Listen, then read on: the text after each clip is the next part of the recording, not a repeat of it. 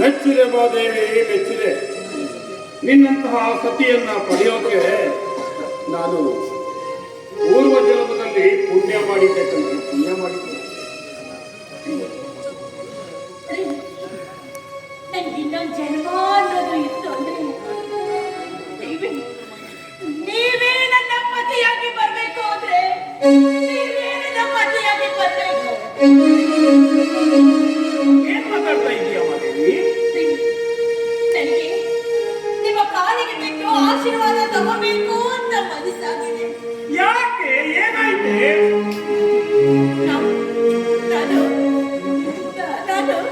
ನೀನು ನನ್ನ ಮಗನಿಗೆ ಕುಡಿಸಿ ಉಳಿದ ಅರ್ಧ ಹಾಲನ್ನ ನಾನು ಕುಡಿದು ಬಿಟ್ಟೆ.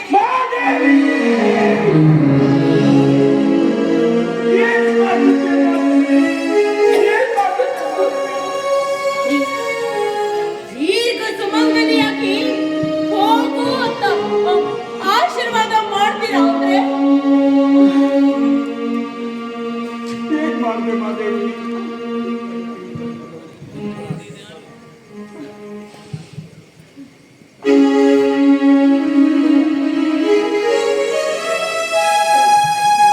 ಅದಕ್ಕೆ ಬಲ್ಲವರು ಒಂದು ಮಾತು ಹೇಳಿದ್ದಾರೆ, ಬದುಕಿದು ಜಟಕ ಬಂಡಿ, ವಿಧಿ ಅದರ ಸಾಹೇಬ, ಮದುವೆಗೋ ಮಸಣ, ಕರದತ್ತವಯ್ಯೋ ಮಂಕುತಿಮ್ಮ, ಕರದತ್ತವಯ್ಯೋ ಮಂಕುತಿಮ್ಮ, ಕರದತ್ತವಯ್ಯೋ.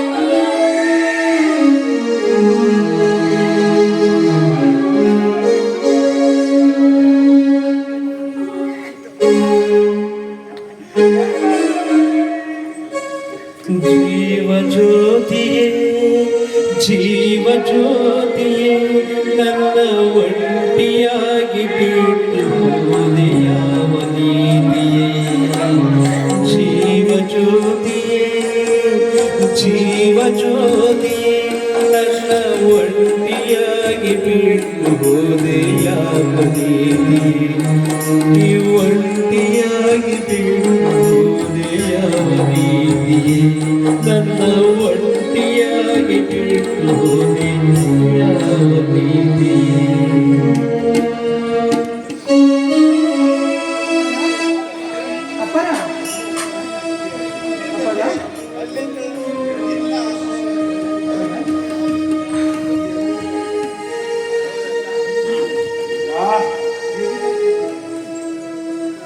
ಬಂದ್ಯಾ ರುದ್ರ? ನಿನ್ನದೇ ದಾರಿ ಕಾಯ್ತಾ ಇದ್ದೆ.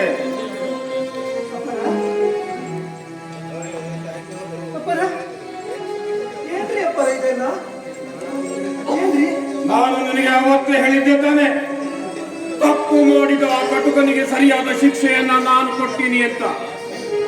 ಅದೇ ಪ್ರಕಾರ ಶಿಕ್ಷೆನ ಕೊಟ್ಟು ಬಿಟ್ಟೆ. ಶಿಕ್ಷೆನ ಏನ್ ಮಾಡಿದ್ರಿ ಅಪ್ಪ? ಎಂತ ತಪ್ಪು ಮಾಡಿಬಿಟ್ರಿ ಅಪ್ಪ? ಆದ್ರೆ ಶಿಕ್ಷೆ ಕೊಡುವ ಭರದಲ್ಲಿ ನಾನೊಂದು ತಪ್ಪು ಮಾಡಿಬಿಟ್ಟೆ ರುದ್ರ. ಏನ್ ಮಾಡಿದ್ರಿ ಅಪ್ಪನ? ಶಿಕ್ಷೆ ಕೊಡುವ ಜವಾಬ್ದಾರಿಯನ್ನ ಹೆತ್ತ ಕರುಳಿಗೆ ವಹಿಸಿ ನಾನು ತಪ್ಪು ಮಾಡಿದೆ.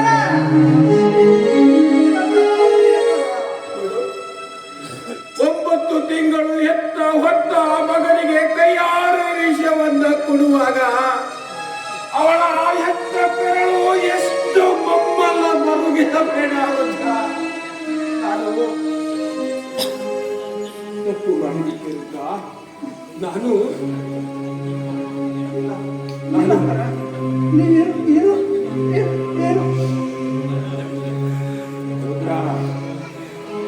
ನಿನಗೆ ಆವತ್ತೇ ಹೇಳಿದ್ದೆ ತಾನೆ, ತಪ್ಪು ಮಾಡಿದವನಿಗೆ ಸರಿಯಾದ ಶಿಕ್ಷೆಯನ್ನ ನಾನು ಕೊಡ್ತೀನಿ ಅಂತ. ಶಿಕ್ಷೆನ ಕೊಟ್ಟಾಯ್ತು.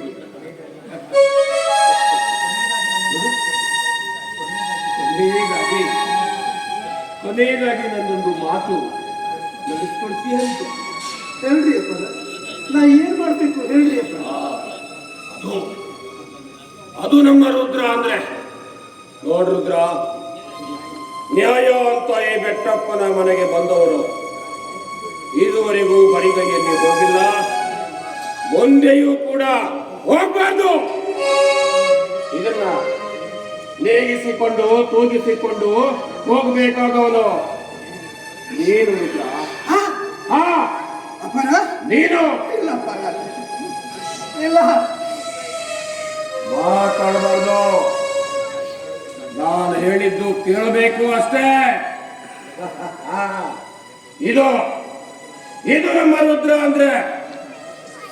ನೋಡ್ ರುದ್ರ, ಈ ಸುತ್ತ 40 ಹಳ್ಳಿಯ ಜನ ನ್ಯಾಯ ದೇಗುಲ ಅಂತ ಈ ಬೆಟ್ಟಪ್ಪನ ಮನೆಗೆ ಬಂದಾಗ ಈ ಬೆಟ್ಟಪ್ಪನ ದೇಹದಲ್ಲಿ ಜೀವ ಇರುವವರೆಗೂ ಅನ್ಯಾಯ ನಡೆದಿದ್ದಿಲ್ಲ. ಇದು ಮುಂದೆಯೂ ಕೂಡ ಹೀಗೆ ನಡಿಬೇಕು ಅಂತ ಇದನ್ನ ನಡೆಸ್ಕೊಡ್ತೀಯ ತಾನೆ.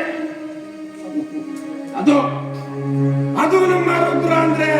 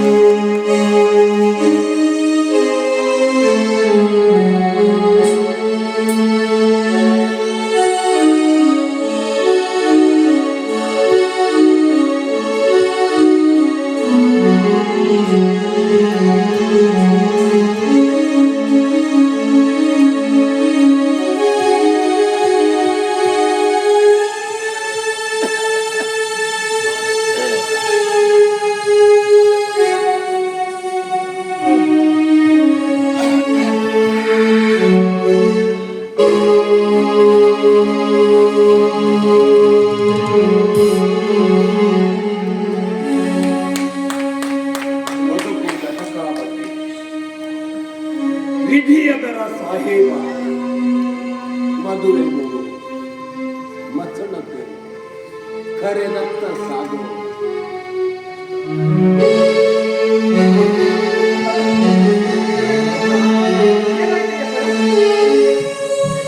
ಏನಾಗಿಲ್ಲ ರುದ್ರ,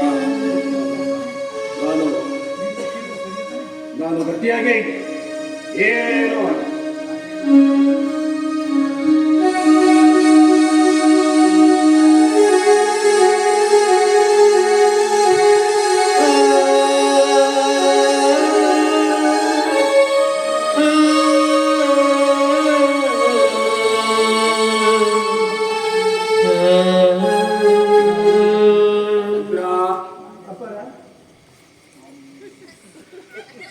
ನಾನು ನೀಡಿರೋ ತೀರ್ಪು